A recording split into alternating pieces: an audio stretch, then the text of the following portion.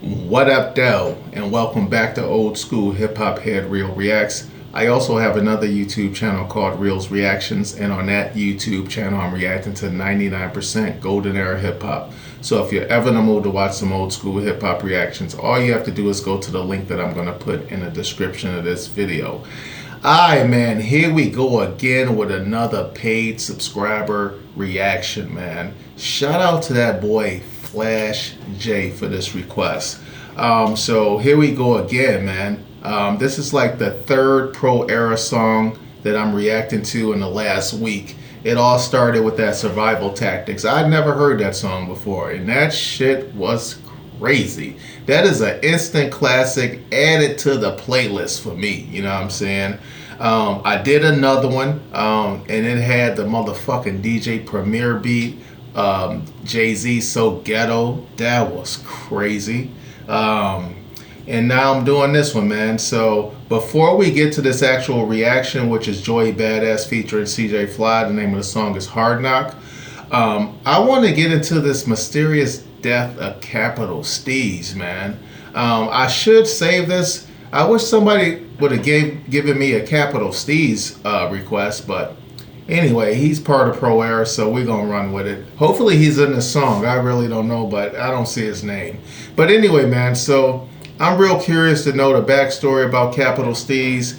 Capital Steez is a rapping motherfucker, son. Like, it's like him and Joey Badass was like reincarnated or something. Like, they must have been around in the crack era, and then they started rapping, and then they must have got murked early or something like that. Because these motherfuckers don't rap like no goddamn teenagers on this Pro Era shit. I think both of those songs I reacted to is from that 1990. No, it can't be from 1999. That's just Joey. That's Survival Tactics. The other one must have been from the Pro Era CD. I don't know the name of it, obviously. But anyway, man, yeah, they was in high school and shit. That Survival Tactics, them niggas they was in high school when they did that shit. That's what I'm saying. Like, these niggas is some advanced ass rappers to be so young. So anyway, man, let me get a little bit more familiar with them Pro Era boys, and starting with this mysterious death of Capital Steez. Then we're gonna transition and get into this Hard Knock. All right, and if the video's too long, I'll split it in half. All right, man, let's get it.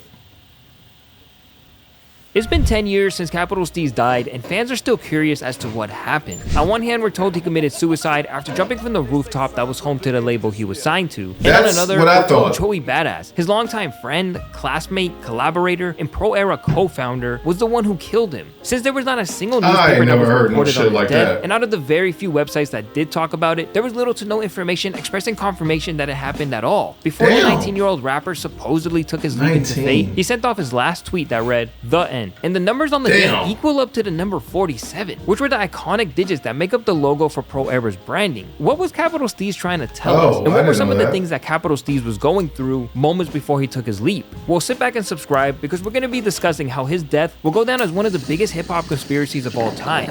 It's only right we start with number 47, the number that Steez was so infatuated with that he decided to end his life on a date where the numbers add up to those exact digits. It's the iconic number that makes up the foundational logo to the progressive era, but what does it mean, and what does it represent? To understand that, we have to go back even further and learn about Steez's upbringing. Cause I'm out here scrubbing toilets just so I could be the perfect son my mother wanted. My older cousin doing time for a gun charge. The other moving weight got niggas trying to run up on them. Courtney Dewar was born in 1997 in Brooklyn to Jamaican parents. However, he was a pretty lonely child since his dad passed away when he was 3 years old, leading him to be raised by his mother and his older sisters, Tanya and Tamara, who will play a vital role behind the conspiracy of his death later in the video. To battle the loneliness and the crazy thoughts that Steez had about the world around him, Courtney turned to music as a way to express himself. He started rapping at a very young age, and in elementary school, Steez got together with a friend named Jakari Jack, who soon went by the alias Jack the Rhymer, to form a hip-hop group that they called Third Kind. They even released a mixtape together in 2009 called The Yellow Tape. With them awkward flows and snap rap bitches, stop all your gimmicks and lonely stoners, I rock more than Plymouth. At the age of only 16, Steez was confident that he could make a living off of becoming. Hold on, say that again. With them Third Kind. They even released a mixtape together in 2009 called The Yellow Tape. with them awkward flows and So he was 16. At the age of only 16, Steez was confident that he could make a living off of becoming a rapper, and it wasn't long before he actually did. Once he began attending Brooklyn's Edward R. Murrow High School, everything seemed to align for him. This school was widely known for encouraging arts and music, and they even gave students free periods, or as they like to call it, optimal time activities, where they were free to do whatever they wanted, whether it be to draw, to write, or if you were Steez in his prose, you would cipher up freestyles in the hallway. Got verses in the Damn, that's dope. You hear his pen bursting on the pad. I got him looking nervous like Mash. If you were Steez in his prose, you would cipher up freestyles in the hallway. That's a hell of a school, man. Shout out to whoever running that school. That's great. Promoting creativity, you know what I mean? Got verses in the stash, murderous. You hear his pen bursting on the pad. I got him looking nervous like Kirk when he mashed. That's when Steez made friends with a DJ and now producer, Powers Pleasant, along with rappers Joey Badass and CJ Fly, who would go on to become the founding members of Steez's initiative, Pro Era. So I always thought about like, what would I want to do? I would want to make progress in the world. And that's where the most inspiration came out. So I was like, let me just try and fulfill that with my homies. Joey Badass was already making a name for himself via songs he was uploading to his YouTube channel under the alias JOV. Steez, quite an amazing ear for talent, approached Badass in the cafeteria one day and showed him one of Joey's videos, asking if it was him. I'm a crocus, and I be stunting in the lotus. You niggas all bogus. I know you digging now, yo. How the fuck he focus? Joey reflects back on this moment claiming he was ecstatic, and he was already well aware of who Steez was since he heard about Steez and his rapping ability through word of mouth. The four of them began hanging out a lot more, smoking some of the sweet devil's lettuce, and freestyling with each other almost every day. Although Joey Badass and Capital Steez shared their belief to make it to the mainstream, their spiritual beliefs are really what connected them and the rest of Pro Era together. However, Capital Steez was the most woke of them all, and it would lead to some trouble down the line that we're gonna get into later in this video. Growing up in a Christian household where going to church on Sundays was a routine, Capital Steez eventually rebelled against the religion that was taught to him as he grew up and began to dabble with the idea that all religion was based on lies. He began believing that Jesus was actually black, and 10 years later, what do you know? He was right. And this is what led him to become interested in Rastafarianism. If you couldn't already tell, Steez was a very spiritual person who was looking for answers about what the world really was, which is very hard for most people to figure out. But things became more clear for him when Steez began learning that he was an indigo after he met Issa Gold from the Underachievers. And for all my people whose third eye... Hold on, man. How the fuck are these kids so goddamn smart and spiritually conscious? Goddamn. You know what I'm saying? I was just running around trying to clap cheeks at that age. You know, I was hooping, I was playing football and trying to clap cheeks. That was my goals in life. And I was also, you know, I had to go to college. So I was, you know, I did my schoolwork and shit. But, you know, that was like fourth on the list. These motherfuckers right here, they having spiritual awakenings and shit like that. If they lived in ancient times, they'd have plucked them niggas out and made them like fucking priests, high priest and shit. Damn. This nigga, is Joey Badass smart? Wow. I might have to start paying attention to this nigga Joey Badass a little bit more. I might have to listen to, like, was he dope even after Capital Steez died, or was he only good during Pro Era? Let me know. Anyway, man, I am highly impressed with these young ass smart motherfuckers. Really was, which is very hard for most people to figure out. But things became more clear for him when Steez began learning that he was an indigo after he met Issa Gold. Wait, what's the definition of an indigo? When Steez began learning that he was an indigo. Okay. A tropical plant? What? Which was formerly widely cultivated. Okay, the dark blue dye. I'm confused. Why will he put this? Yo, Louaista, why you do that? Why you put that definition up there, nigga? Very hard for most people to figure out. But things became more clear for him when Steez began learning that he was an indigo after he met Issa Gold from the Underachievers. And for all my people whose third eye is closed, let me just enlighten you real quick. Basically, if you have a third iPhone, then your third eye is closed. Indigo is a term used to describe children and young people who have a very high intuition and are very intelligent. Indigos also usually have a disapproval of authority, and after Steez began watching a YouTube series called Spirit Science, he became very aware of his mind, and more specifically, his chakras. I started astral projecting more and more, and I so deep astral projecting? Like, yo, holy shit, this nigga like King Los. Oh man, hold on. Yo, I didn't even have to fucking comment on that or stop and look at that definition that he pulled up. I guess that was supposed to be a joke. Well, okay, nigga, you got me. Ha ha, very funny, motherfucker. Shout to Eddie Murphy. Indigo is a term used to describe children and young people who have a very high intuition and are very intelligent. Indigo is also usually having disapproval of authority, and after Steez began watching a YouTube series called Spirit Science, he became very aware of his mind, and more specifically, his chakras. I started astral projecting more and more, and I saw deeper into the future, and I was like, yo, we basically have to create a group of all indigos. We have to come together, you know, create our music, and like eventually we're gonna have to like be about our message, which is taking over the government. So I guess on some 47 shit, that's our next step, you know? You can hear some of these themes played all throughout his music, such as songs like Free the Robot, where he talks about topics ranging from the war on drugs and a pending apocalypse. And one of my favorite songs, Vibrating, where he talks about him meeting God. Serious. In fact, I seen God today. We had a deep discussion over Marvin Gaye and Chardonnay. A bird caught my attention. I chased her and she got away. Now I'm left with pennies and I had to learn the art. Learning about chakras is what inspires Steez to create the iconic now I'm left with pennies and I had to learn the hard way. This nigga's hard, dog. God damn. I'm gonna save my comments to the end. Marvin Gaye and Chardonnay. A bird caught my attention. I chased her and she got away. Now I'm left with pennies and I had to learn the art. Learning about chakras is what inspires Steez to create the iconic numbers that make up the 47 logo. The 4 represents the heart chakra and the 7 represents the crown chakra. To even further his creativity, Steez reworked the design of the numbers to make it look like the Nazi symbol and made it the logo. So he created Pro Era? Damn. I thought it was a bunch of people got together and like they just like, you know, came up with it all together as a group, a collective. But nah, this was this nigga's whole brainchild. Wow. Logo for Pro Era. However, Steez said he did this simply as a marketing tactic, which I found pretty smart. And me being like a wordplay genius, I took the sticker, like swastika. I'm like, yo, let's make a 47 sticker. And I'm like, people are gonna be ignorant, so why not just play with their brains, you know? Of course, a couple of stoners with a knack to spit raps outside of the cafeteria during school lunch weren't thinking of anything devilish as the Nazis were. They were just trying to drop some dope music, gather a following that they can teach about indigoism, spirituality, chakras, and more. However, Capital Steez dabbled a little further than most members on Pro Era were willing to go, and it led to some major problems with the group's momentum. Our spiritual journeys like together. My childhood being limited, my whole life I was a leader. I didn't follow anyone. But when I met him, I knew he was somebody who I could follow because I trusted him, his judgment, the way he thought. You know, everything about him to me. Yeah, this nigga smart as a motherfucker. Only 10 months before Capital Steez supposedly took his leap to fate off the rooftop that killed him in February of 2012, Steez and Joey Badass were having the most explosive momentum they ever had in their life. The music video for Survival Tactics off Joey Badass's debut mixtape, 1999, that was beginning to get major buzz, had just dropped and fans were digging their style like crazy. And spawn with a knife in a missile fight. Crazy. Intel right, your intelligence is irrelevant, but it's definite. I spit more than speech. It's like 6 million ways to die, my nigga choose one. Doomsday come and start investing in a few guns. Myself and many Pro Era fans discovered their talent and began to eagerly search the internet for more music from the entire squad. Next thing you know, these guys are getting pushed by major hip-hop media outlets such as XXL, Noisy,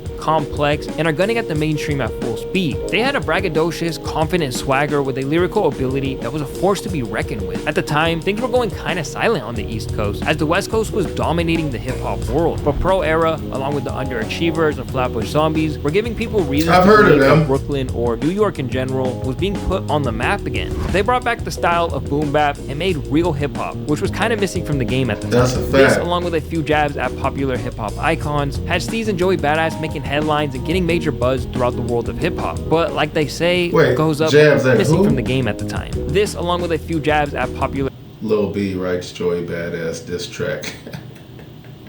hip-hop icons, had Steez and Joey Badass making headlines and getting major buzz throughout the world of hip-hop. Yo, is the age of the Lils done? Lil Baby, Lil B, Lil Uzi Vert, Lil Hemorrhoid, all them little motherfuckers. I ain't listened to none of them little motherfuckers, yo. But is that over? Has there been a new Lil that came out lately that I missed? Anyway, just wondering. Popular hip-hop icons, had Steez and Joey Badass making headlines and getting major buzz throughout the world of hip-hop. But like they say, what goes up must come down, and this was once again proved to be true once the two frontrunners in Pro Era began experiencing a little drama. Joey Badass was undoubtedly the one whose cinematic music group focused on the most. He was getting the most press runs, most mainstream collaborations, and was the one the label decided to put more money into. After Capital Steez died, various screenshots were revealed of Steez venting out his frustration with the label not focusing on him. specifically in some leaked messages between him and one of his entre producers, where Steez claims that he didn't want to go to the studio simply because he has to go through Joey, and complaining that he didn't get the shine he was deserved. One Reddit user simply because he has to go. Hold on.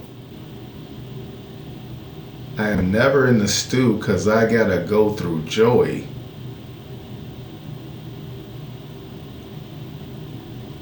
Damn, so basically he talking to the producer, and the producer like, man, fuck that. Fuck the label shit. I'll give you some shit for free. Sounds like what they talking about. Through Joey, and complaining that he didn't get the shine he was deserved. One Reddit user claimed that Joey won. What did he say? I'm a what? Joey, and complaining that he didn't get the shine he was deserved. I'm an airbender. Damn, this nigga thinks on a whole different level.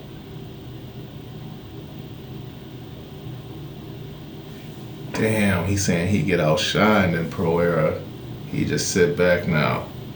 Damn, so who mad at him? The labels? Probably the labels probably was hating on him. One Reddit user claimed that Joey 100% treated Steez poorly, and that Joey only got the shine because Johnny Shipes, who signed them to Cinematic, knew he'd be more of a mainstream catch. Whether Joey realized it at the time or not, Steez was being pushed to the side, and it became a huge burden for Steez to deal with. If you listen closely to songs like Emotionless Thoughts and King Stilo, some things might be more clear how he felt about the situation. Steez really laid it all out in his music. And they say that once you found it, you lost your mind. Even some of my niggas done grew apart with time. Truthfully, I needed the space. You're far too kind. This led many to believe that Capital Steez's death was a result of his frustration with the label and the jealousy towards his friend, Joey Badass.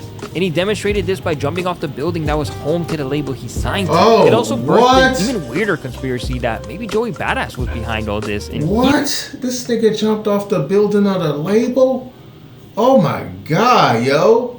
How can somebody so smart off themselves? This is crazy. And Joey Badass. And he demonstrated this by jumping off the building that was home to the label he signed to. It also birthed an even weirder conspiracy that maybe Joey Badass was behind all this and he's the one who killed Steez, so he and Pro Era can profit off the fame it brought them. Now, rightfully so, this may sound crazy at first, but this is actually a common thing in Hollywood. Many celebrities who have achieved mainstream success eventually lost someone who they were extremely close to, similar to Eminem losing Proof or Lil Durk losing King Von. It's believed that this only happens to people who join the Illuminati and eventually start trying to get out of it, which was what Eminem was rumored to have tried doing, and it also seemed like Capital Steez was too. Who Eminem lose? Von, who they were extremely in Hollywood. Many celebrities who have achieved mainstream success eventually lost someone who they were extremely close to, similar to Eminem losing Proof or Lil Durk losing King Von. It's believed that this only happens to people who join. Who did Jay-Z lose? Dame? He ain't lose Dame. He kicked Dame the fuck up out the whip while he was driving 120 miles an hour. That's what happened to Dame. I don't know why he put Jay-Z's picture up there. The Illuminati and eventually start trying to get out of it, which was what Eminem was rumored to have tried doing, and it also seemed like Capital Steez was too. Now, I'm not a believer in this, but this is... Okay. Never mind, don't stop that. I was gonna say something racist. have tried doing, and it also seemed like Capital Steez was too. Now, I'm not a believer in this, but this is what the Reddit streets are saying, guys. The family of Capital Steez also reported plenty times that they have absolutely no idea what happened to their child or how he died, and it sparked a lot of beef between Joey Badass and the sisters of Steez. They claim that Joey Badass has been withholding a lot of information, claiming that he wasn't donating any of the money he made off the Steez Day festival he ran, where they were also reportedly banned from attending. Supposedly, Joey Badass claims that it was really difficult to come to an agreement on how to financially go about dropping the last project, as he feels like the family just didn't understand the money aspect of the music business. You can't just drop music for free, everything is a business move, and people have to be paid for their efforts. The more time progressed, the more answers we were given by Joey Badass, and the more questions fans continued to have. In an interview with a therapist, Joey Badass admitted that he thinks Capital Steez was, quote, dreaming when he decided to commit. In my mind, when he says dreaming, I assume that he was talking about Steez doing a bunch of drugs. He also mentioned that he believes the reason he did it is because Capital Steez believed the world was going to end, and the only way he can save it was to die so he can be reborn in the year 2047. And it just sounds so crazy for me to just even say that. Joey Badass said that, nigga? Because Cap assumed that he, quote, dreaming when he decided to commit.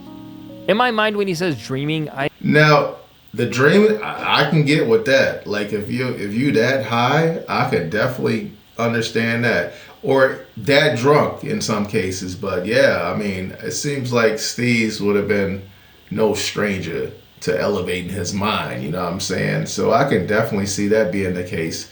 And anyway, man, damn, this is a crazy ass story. What the fuck, Joey Badass? This is making me not like this nigga. Questions fans continue to have. In an interview with a therapist, Joey Badass admitted that he thinks Capital Steez was, quote, dreaming when he decided to commit. In my mind, when he says dreaming, I assume that he was talking about Steez doing a bunch of drugs. He also mentioned that he believes the reason he did it is because Capital Steez believed the world was going to end, and the only way he can save it was to die so he can be reborn in the year 2047. And it just sounds so crazy for me to just even say that, because it's like, I can't even say that's far-fetched from what I've seen so far. Honestly, no one can understand. He was a huge conspiracy theorist who was believed to be schizophrenic, and I'm sure all the drugs he was taking wasn't helping his situation at all. Joey Badass had been ridiculed his entire career for this, and he had to open up about it on numerous occasions in interviews, and more recently on his song Survivor's Guilt off his 2000 album, which is seemingly his follow-up to Survival Tactic off 1999 featuring Steez, where he questions why people would even come to the conclusion that he'd do something as wicked as killing his best friend who helped him make it to the top. So 10 years in, no one knows exactly what happened to Capital Steez during the final 24 hours of his life. Although he was officially pronounced dead on December 24th, 2012, many believe his actual death was on December 23rd, as it would make a lot more sense to end it on the date that adds up to 47. Wow, what a story. Alright, man, listen. So what I'm gonna do, I'm gonna split this video off, and then I'm gonna go and do the reaction to this Joey Badass featuring CJ Fly Hard Knock. So, alright, man, make sure y'all go to that one, tap in. The link will be in the description of the video. Alright, man, so yo, let's keep this moving. Let's get to this Hard Knock. Alright, on the Hard Knock, I'm out.